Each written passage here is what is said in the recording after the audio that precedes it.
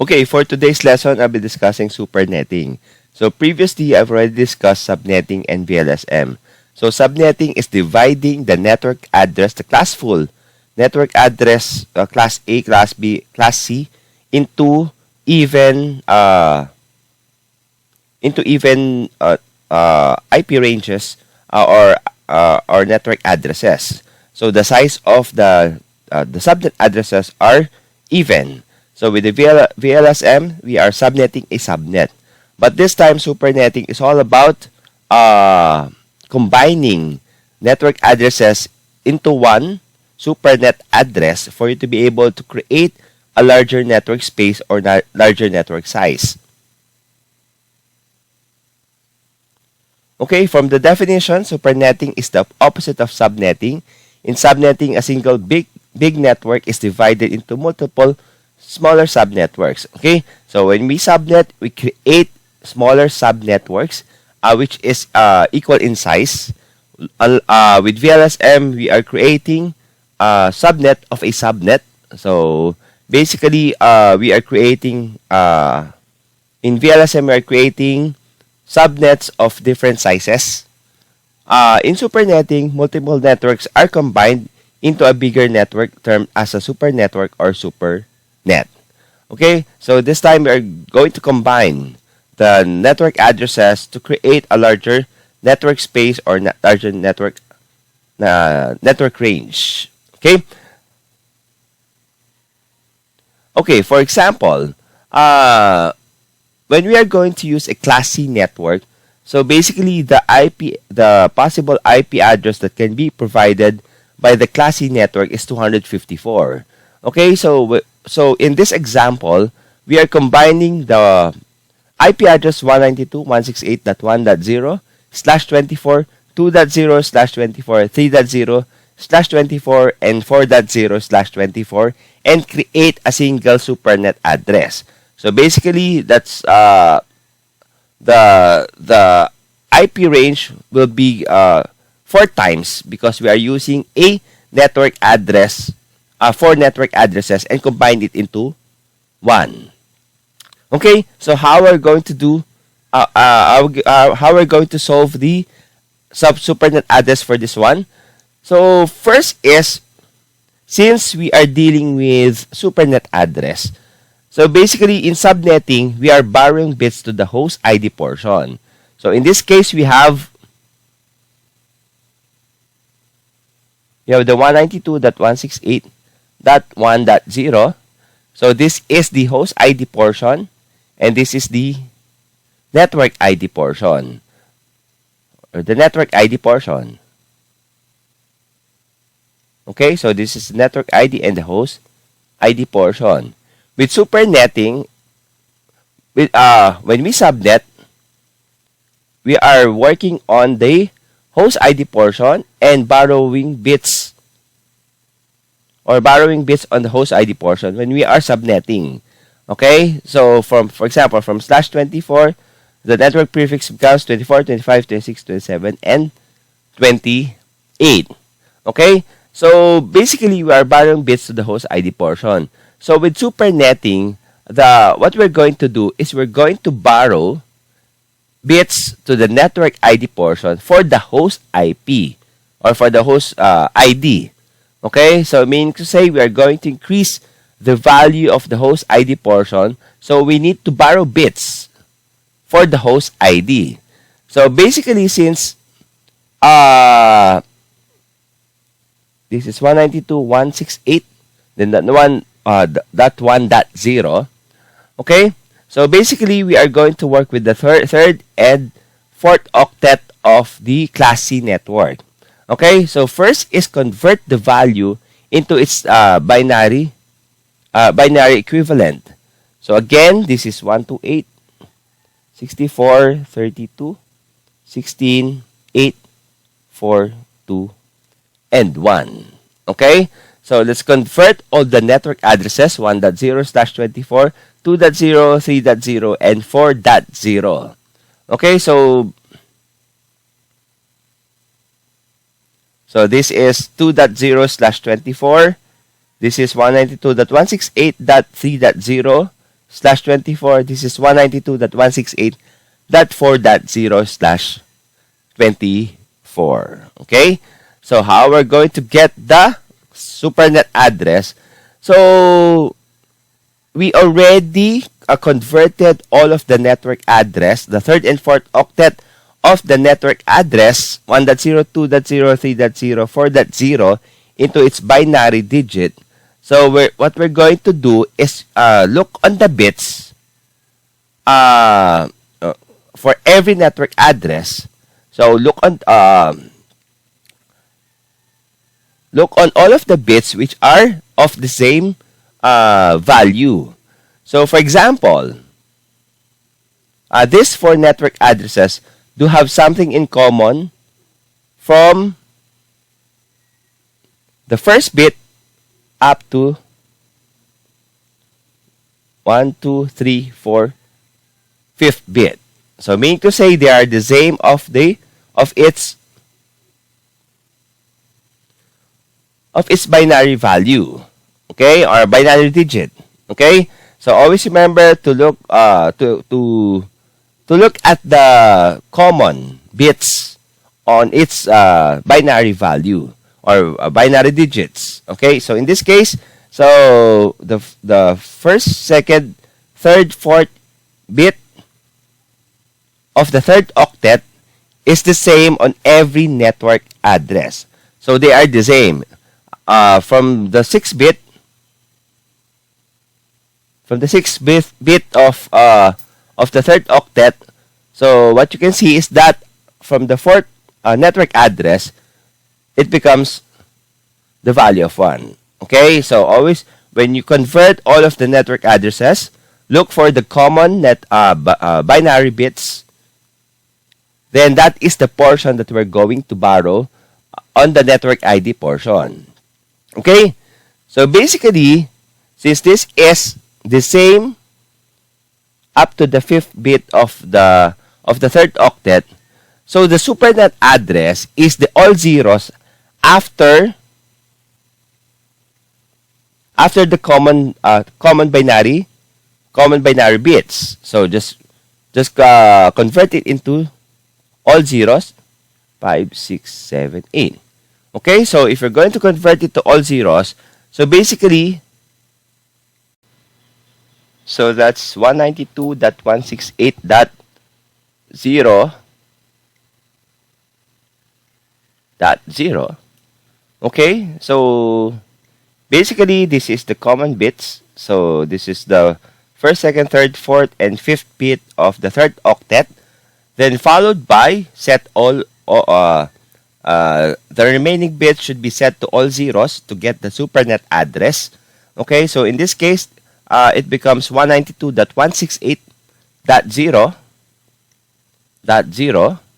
Okay, so from slash 24, so this time, when we are subnetting, we are increasing the value of the network prefix because we are borrowing bits to the host ID portion. So in this case, we are borrowing to the network ID, so we are decreasing the network prefix. From slash 24, this is slash 24. So since we move 3 bits to the network ID portion, so this is slash 23, 22, and 21.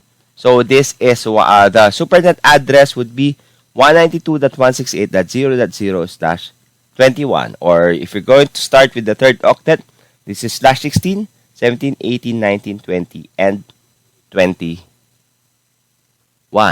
Okay, so this is the SuperNet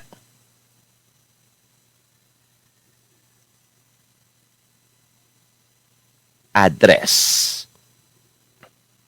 Okay? So what will be the broadcast address?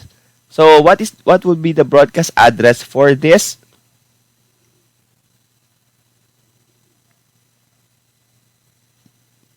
For this SuperNet address. Okay? So you just have to copy the bits that you borrowed. So that's 0, 0, 0, 0, 0. Then after the common bits on the network ID portion, then set the remaining bits to all ones. 5, 6, 7, 8. Okay, so again, so just copy the common bits on the network ID portion. Then the remaining on the right side would be converted into bits 1. Okay, so the broadcast address would be 192.168. That the value of this one is 4 plus 2 plus 1, 7. Then that the value of this one is 255. So this is the broadcast address. So meaning to say that the first valid IP for this one is 192.168.0.1, then up to 192.168.7.254. Okay? So for the subnet mask, so basically from /16, so it becomes /21. So the subnet mask would be from /16 to /21. So basically, we have 5 bits in common.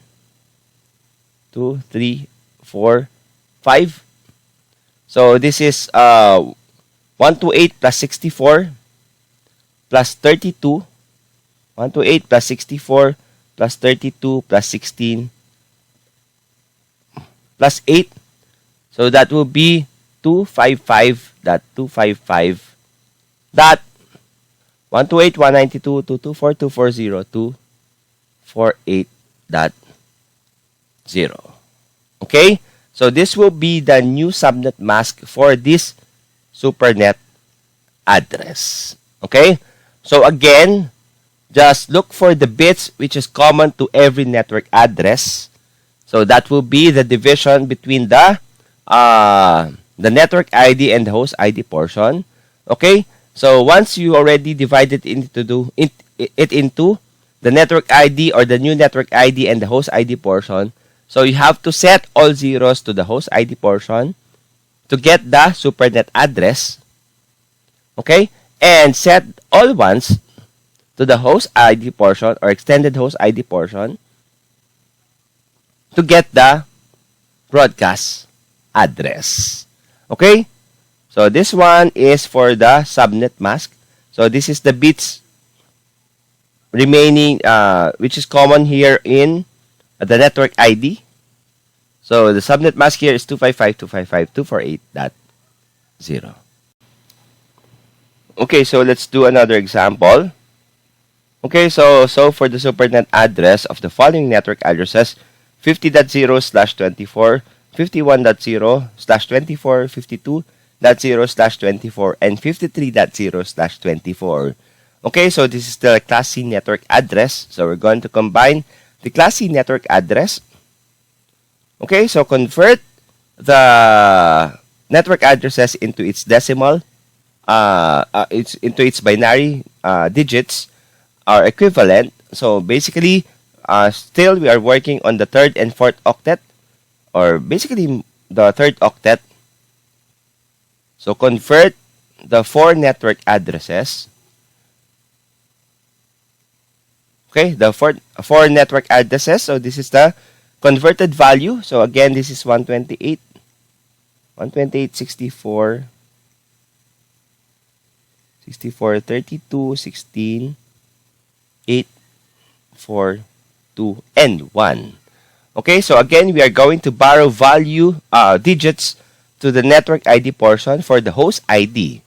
Okay, so again, so we're going to look for the digits which is common to every network address.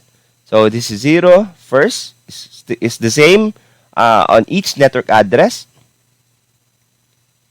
Same as well on the second digit, on the third digit, on the fourth digit, on the fifth digit.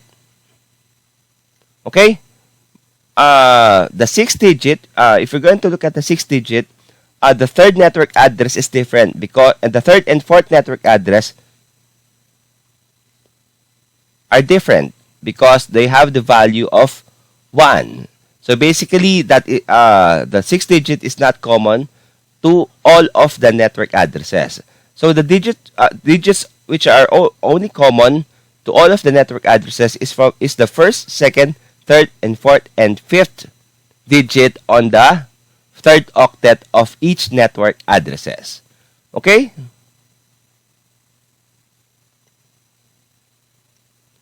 Okay, so that will be we have 3 bits borrowed for the host ID portion. So it becomes the extended host ID portion. Okay, so what we're going to do is, again, to get the supernet address, just copy the bits which is common to every network addresses. That's 001100. Then convert the remaining bits. So, sorry, that's 00110. Okay, convert the remaining bits to the right to all zeros. 3, 4, 5, 6. Okay? So basically, the supernet address is 32 plus 16. So that is 48. That's 48.0. Okay? So that's 192.168.48.0. So from /24, it becomes going to the left. So that's /24, 23, 22, 21. So that's /21. This is the supernet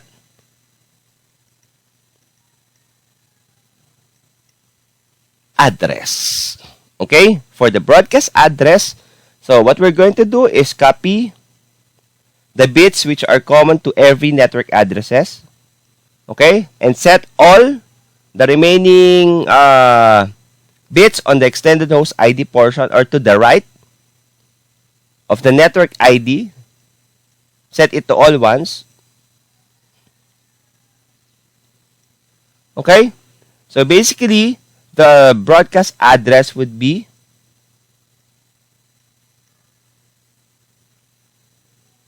would be 32 plus 16 plus 4 plus 2 plus 1. So that's 55. So that's 192.168.55.2. This is 255. So that is the broadcast address. So the valid IP would be from 48.1 up to 55.254. Okay, for the new subnet mask, so set all ones, all the bits here. So that's 128 plus 64 plus 32 plus 16 plus 8. So that's 128, 192, 224, 240, 248. So the subnet mask would be 255.255.248.0. Okay? So another example again. So we are going to have 5 network addresses combined to create a supernet address. So we have the 20.0, 21.0, 22.0, 23.0, 24.0/24. Okay, so again, we convert it into its decimal value, or to its binary digits, or binary value. 64, 32, 16, 8, 4, 2, 1 again. Okay, so this is the 20.0, 21.0, 22.0, 23.0, and 24.0. So again, look at the bits, binary bits, which are common to all of the network address. In this case, the bits which is common, or which is common to all of the network addresses, is up to the 4th bits of the 4th octet. Okay? So as you can see, the 5th octet,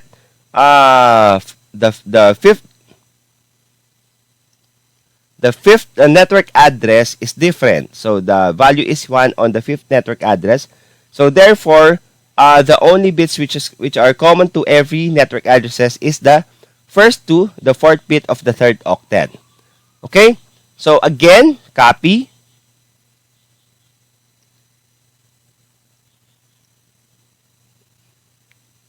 So copy the first, second, and third, the third and fourth bit. So that's 0001. Then set the remaining bits to all zeros.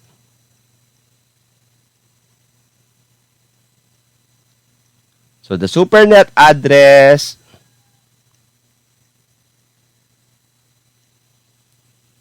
would be 192.168.16. So that's 16.0 slash 24, 23, 22, 21, 20. So this will be slash 20. Okay, to get the broadcast address,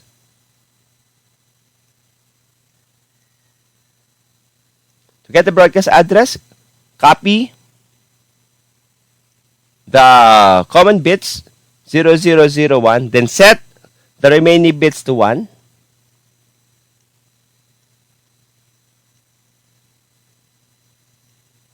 Okay? So that's 32 plus 16 plus 8 plus 4 plus 2 plus 1. So that's 31. So that's 192.168.31.255. Okay, so the valid IP would be from 16.1 up to 31.254. Okay, for the subnet mask, set this all to all ones. That's 128 plus 64 plus 32 plus 16. So that's 255.255. That's 128.192.224.2.240/0. So this will be the new subnet mask.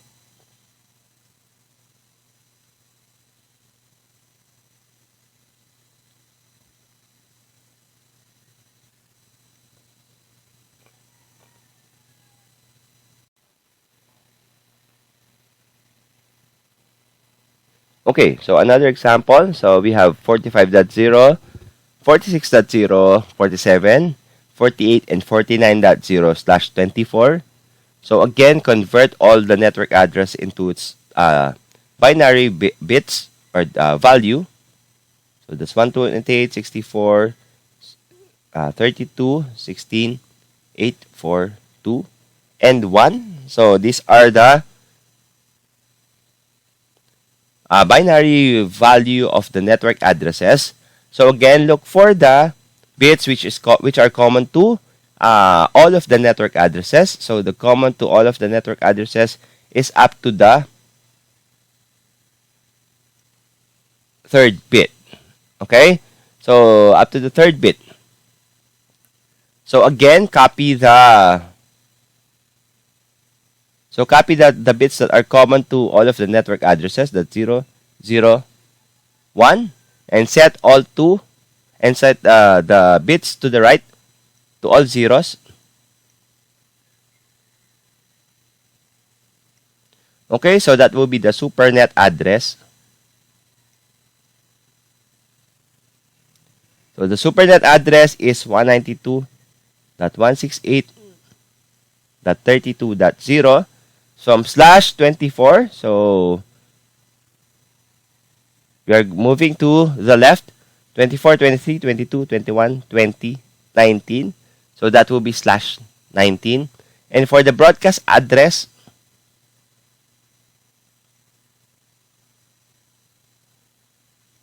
so that's copy again the bits which are common to all of the network addresses.